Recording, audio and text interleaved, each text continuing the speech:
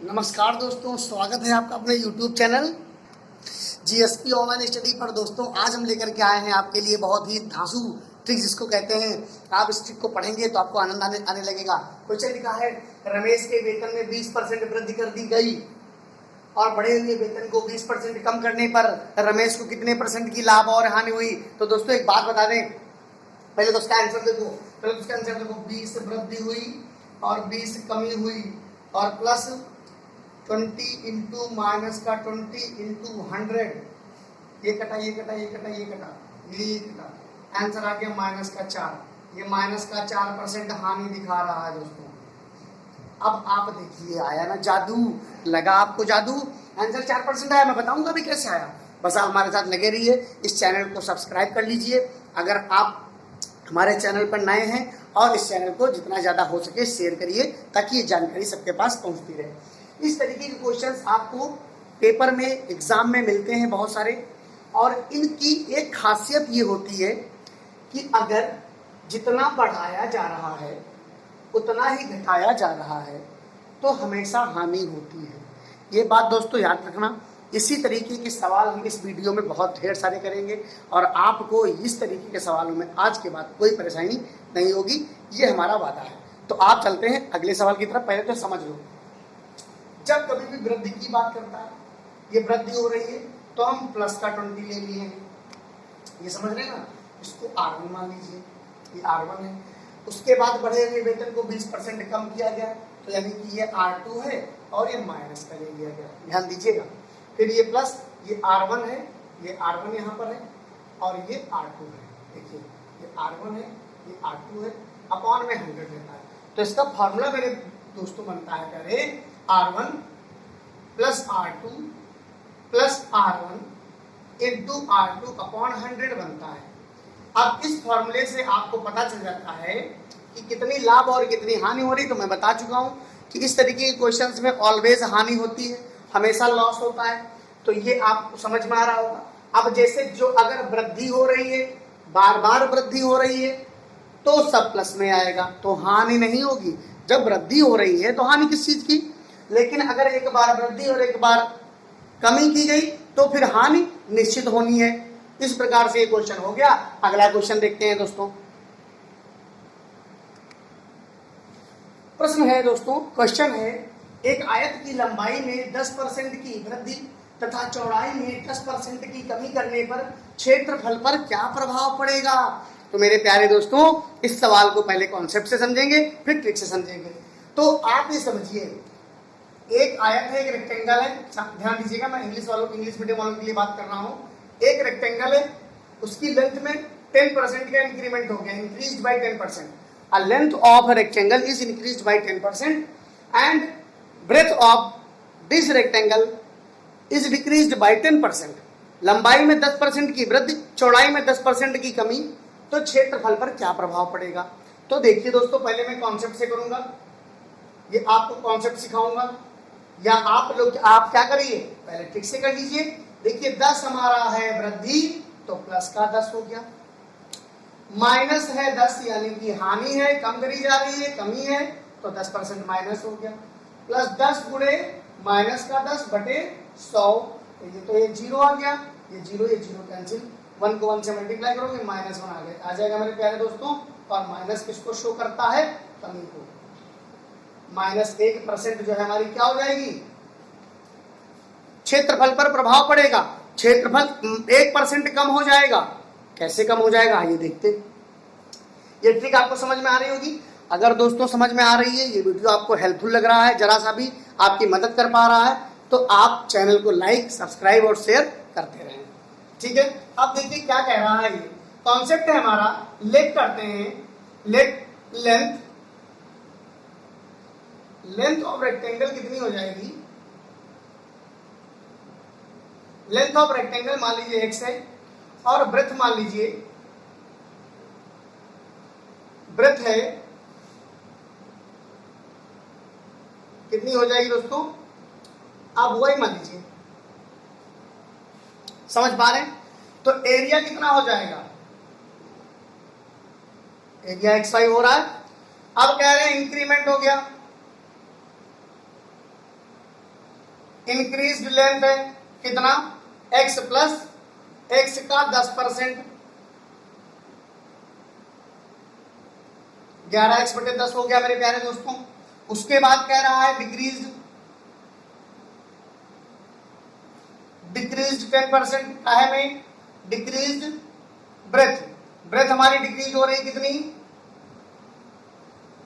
10%। ध्यान दीजिएगा कॉन्सेप्ट से कर रहे हैं, तो कितना आ गया, 9x/10 आ गया। तो न्यू एरिया कितना हो जाएगा, 11x/10 into 9x/10 is equal to 99x/100।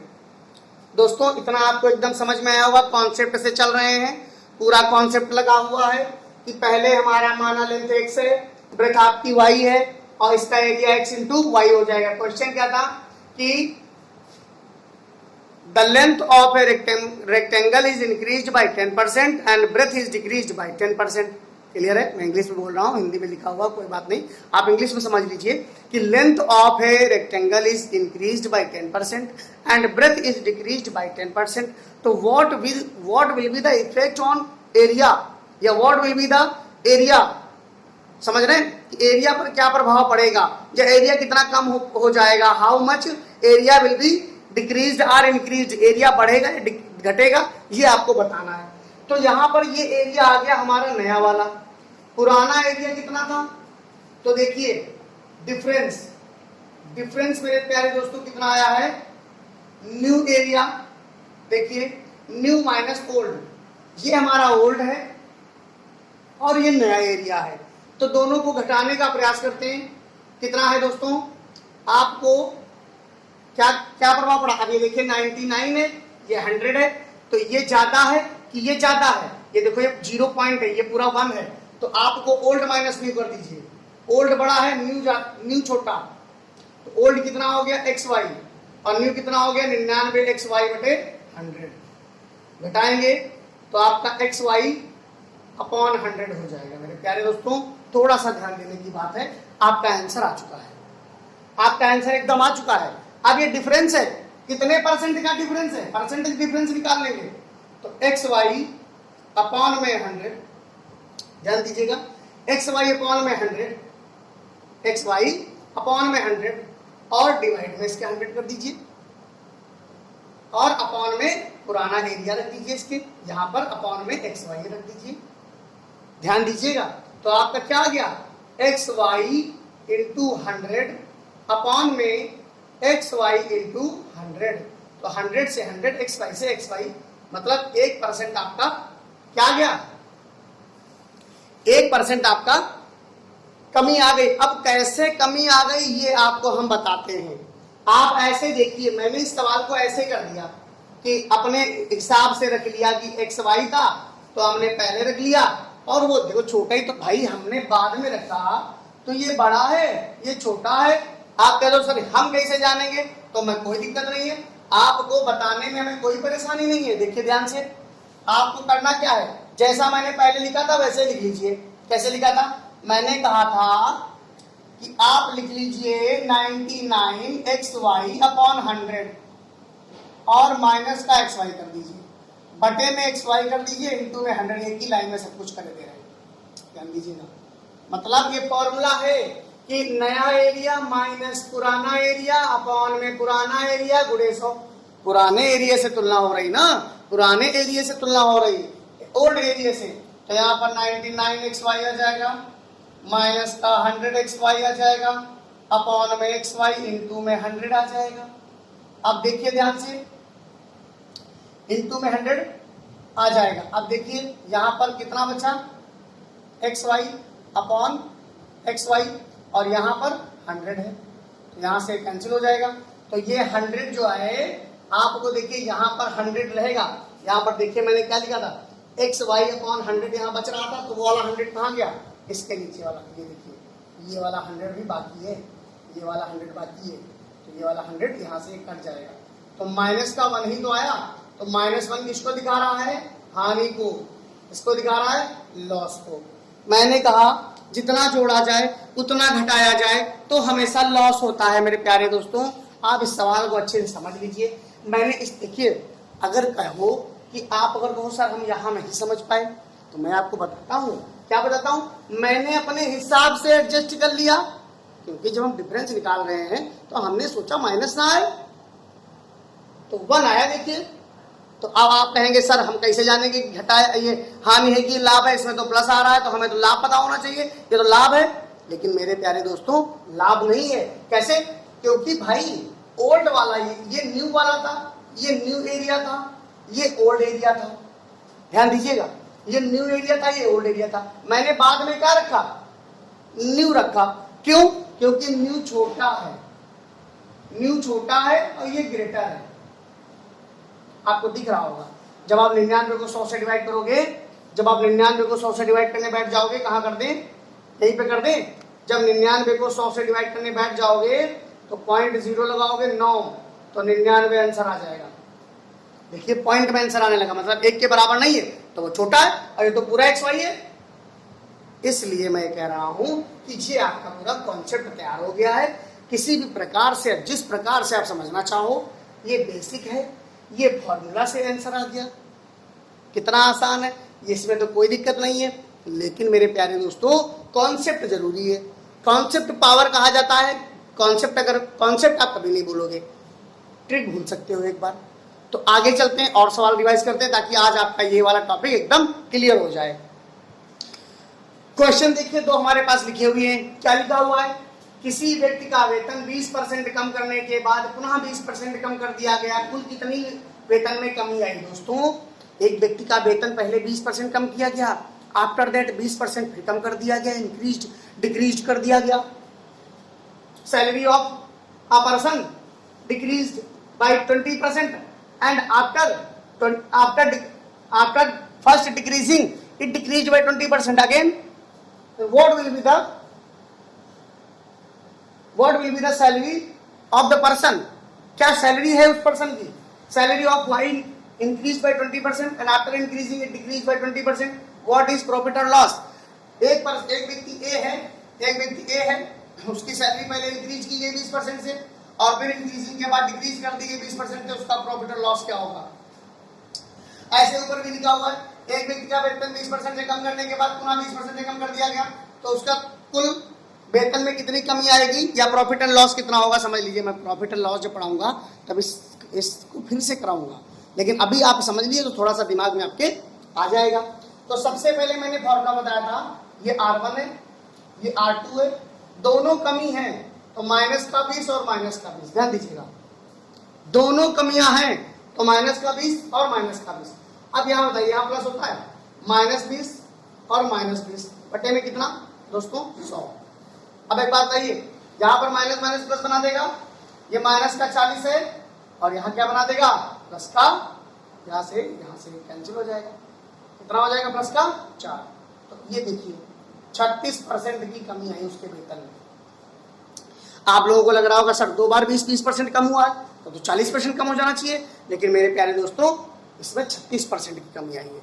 और फॉर्मूला देख लीजिए आप, एकदम क्लियर है। इसे 2 का 2 से मल्टीप्लाई करेंगे, माइनस माइनस है, प्लस ही आएगा, 4 आएगा, 36, 40 में 4 जाएगा, माइनस का 36 बच जाएगा। आफ्टर दैट इस सवाल को सॉल्व करते हैं। ए की सैलरी 20% से पहले इंक्रीज होती है,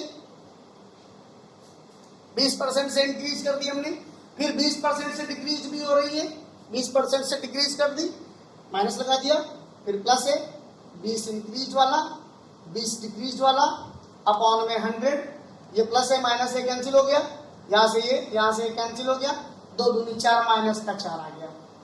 अब जब माइनस का 4% है तो यह हानि को तो दर्शा रहा है, ये आपकी हानि हो गई। क्या हो गई? हानि हो गई मेरे प्यारे दोस्तों, माइनस में दिख रहा है, तो ये आपकी हानि हो गई। क्लियर है? इतनी बात समझ में आ रहा है? अगर दोस्तों समझ में आ रहा है तो वीडियो को लाइक शेयर और सब्सक्राइब करते रहिए, क्योंकि पढ़ाना हमारा काम है और हमें प्रमोट या हमें ताकत देना आपका काम है, सब्सक्राइब और लाइक शेयर करके। देखिए मेरे प्यारे दोस्तों, ये सवाल हमारा है, किसी वस्तु में 2 क्रमागत वृद्धियां 10% और 10% की हैं, उसकी समतुल्य वृद्धि ज्ञात कीजिए।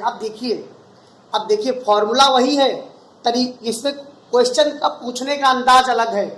कह रहे हैं 10% की वृद्धि है, फिर 10% की वृद्धि है, तो कितने परसेंट की टोटल वृद्धि हो गई? तो आप कहेंगे 20% की हो गई। गलत जवाब दोस्तों, 20% की नहीं होगी। हम बताते हैं आपको कितनी होगी, 10। ये भी प्लस का 10, ये भी प्लस का 10। क्यों? क्योंकि दोनों वृद्धि हो रही है और यहाँ माइनस का तो काम ही नहीं है कुछ। तो ये आपका आंसर आ गया 10, 10, 20 और 1 बराबर में कितना, 21% की टोटल वृद्धि हो रही है दोस्तों। अगर लगातार पहले कोई चीज की कीमत को 10% बढ़ा दिया जाए, उसके बाद फिर 10% बढ़ा दिया, तो टोटल उस पर जो बढ़त हुई वो 21% की हो गई दोस्तों। जैसे मैंने बताया है वैसे ही आपको करना है, कोई कमी उसमें छोड़नी नहीं है। आगे देखो क्या दिया गया है, किसी वस्तु में 2 क्रमागत वृद्धियां की गई हैं, कॉन्जिक्यूटिव इंक्रीमेंट किया गया है। मेरी बात सुनिएगा ध्यान से, इंग्लिश में समझ लीजिए कि कोई वस्तु है एनीथिंग, द प्राइस, आप समझ लीजिए, the price of anything is increased bye 2 times 10% and 10% consecutively लगातार, तो उसके समतुल्य इक्वल में वो, मतलब इक्वलिटी कितनी बढ़ गई, मतलब वो किसके इक्वल में हो गया, हाउ मच इक्वल, किसके इक्वल में हो गया। तो आपको करना क्या है कि आपको सबसे पहले 10% देखना है, यहाँ पर 10%, फिर 20%, दोनों प्लस में है, और यहाँ पर भी 10 × 20 अपॉन में 100 जा रहा है, ये 2 जीरो कट जाएंगे, ये आ गया 30 और ये 2 है दोस्तों, तो 32% टोटल वृद्धि उसके में हो गई। ध्यान दीजिएगा, बहुत आसान सवाल है, बहुत आसान सवाल है। इफ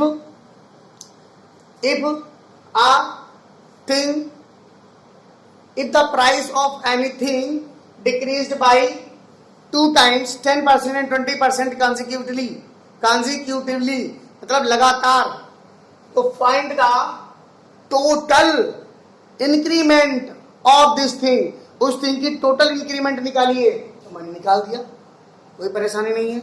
ऐसे ही आपको सारे सवाल करने हैं। अगर मान लीजिए 10% की वृद्धि 20% की घट रहा है, 10% बढ़ रहा है, 20% घट रहा है, तो आपको ऐसे लेना है, घटना है तो माइनस, और जुड़ना है, बढ़ना है तो प्लस। देखिए दोस्तों, ये सवाल है आपका, ध्यान से पढ़िए। लिखा है 20% और 5% के बट्टे किस बट्टे के समतुल्य हैं? तो बट्टा मतलब होता है डिस्काउंट,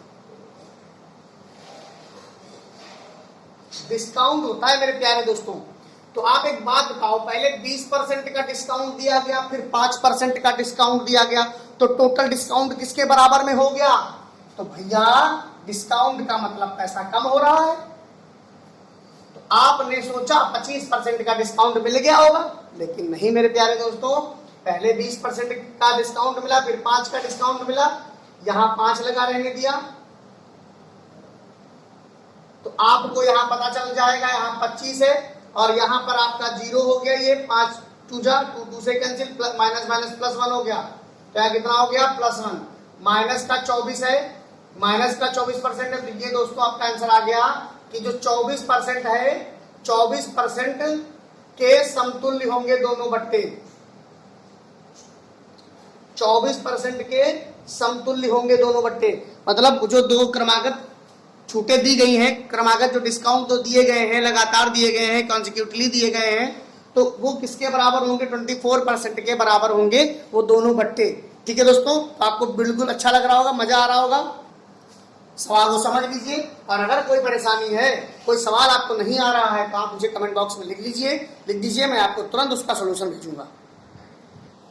आइए देखते हैं दोस्तों, अगला सवाल क्या कह रहा है, पढ़िए सवाल को ध्यान से। फलों के मूल्य में यानी कि प्राइस ऑफ फ्रूट्स 30% कमी करने पर उनकी बिक्री 40% अधिक हो जाती है। The price of fruits is decreased bye 30%। समझिएगा मेरी बात को, is decreased bye 30%। Selling of the fruits increased by 40%। The price of fruits is decreased bye 30%। Selling of fruits is increased bye 40%। कहने का मतलब दोस्तों क्या है, 30% की कमी करने पर, फलों के मूल्य में 30% की कमी करने पर उनकी बिक्री 40% अधिक हो जाती है, तो क्रय मूल्य पर क्या प्रभाव पड़ेगा? तो दोस्तों कुछ करना ही नहीं है, ये कमी है -3 ले लो, -30 ले लो, कमी है -30 ले लो, फिर बढ़ाया गया है 40 ले लो, और फिर आप इधर तो जानते हैं -30 × 40 बटे में 100 हो जाएगा, यहाँ से कैंसिल हो गया, अब यहाँ 40 में 30 का 10 बचेगा दोस्तों, 40 से 30 10 बचेगा और यहाँ माइनस का 12 हो जाएगा। तो आपकी देखिए 2% की आई, 2% की क्या आ गई, कमी आ गई। तो आंसर क्या है आपका, ये आंसर है 2% की कमी हो जाएगी। कितनी कमी हो जाएगी, 2% की। तो आप हमारे साथ लगे रहिए, एकदम मैथ्स में राजा बाबू बना देंगे, ये समझ लीजिए। हमारे साथ जुड़े रहिए जीएसपी ऑनलाइन स्टडी में। चैनल को सब्सक्राइब करिए, अपनी इच्छाएं जाहिर कीजिए कि मुझे सर इस पर वीडियो चाहिए, इस पर वीडियो चाहिए, मैं सब कुछ अवेलेबल कराऊंगा आपको। यदि जलकर में यदि वाटर का टैक्स 20% से बढ़ जाए तो पानी की खपत 20% कम कर दी जाए तो कुल कर में कितने परसेंट की वृद्धि अथवा कमी होगी। तो दोस्तों मैं ऐसे तरीके के सवाल आपको बहुत बार बता चुका हूँ। सबसे पहले आपको क्या करना है, 20% की वृद्धि हो रही है तो वृद्धि कर दो, वृद्धि हो रही है तो वृद्धि कर दीजिए। फिर 20% की कमी हो रही है, उसके बाद 20 और गुणे माइनस का 20 अपॉन 100, ये अब ये कैंसिल हो गया, यहां से ये कैंसिल हो गया, माइनस का 4 आ गया। माइनस 4 क्या शो कर रहा है, 4% की कमी। इस प्रकार से दोस्तों ये वीडियो आज का यही समाप्त होता है। अगर आपको ये वीडियो अच्छा लगा है तो दोस्तों ये गुजारिश है आपसे कि चैनल को सब्सक्राइब जरूर कर लीजिए, लाइक और शेयर भी कर दीजिए ताकि और भी जो है लोग इसका फायदा उठा सकें। और आप बेल आइकन भी दबा दीजिएगा ताकि हमारे सारे नोटिफिकेशन आपको मिलते रहें। इस चैनल पर आपको सिलेबस के उसके एकेडमिक सिलेबस के साथ साथ में आपको सारा इंग्लिश स्पीकिंग का और ये हमारा जो मैथ्स है कंपटीशन लेवल की वो आपको प्रोवाइड कराई जाएगी, और एकेडमिक का भी, हाई स्कूल इंटर का है। तो जो भी आपको वीडियो चाहिए आप मुझे बताइए कि सर ये मुझे वीडियो चाहिए, इस पर आप वीडियो बनाइए, तो मैं वो भी वीडियो बना करके आपको भेजूंगा। वीडियो देखने के लिए धन्यवाद दोस्तों, अगले वीडियो में मिलते हैं, तब तक के लिए आप हमारे चैनल को सब्सक्राइब कर लीजिए।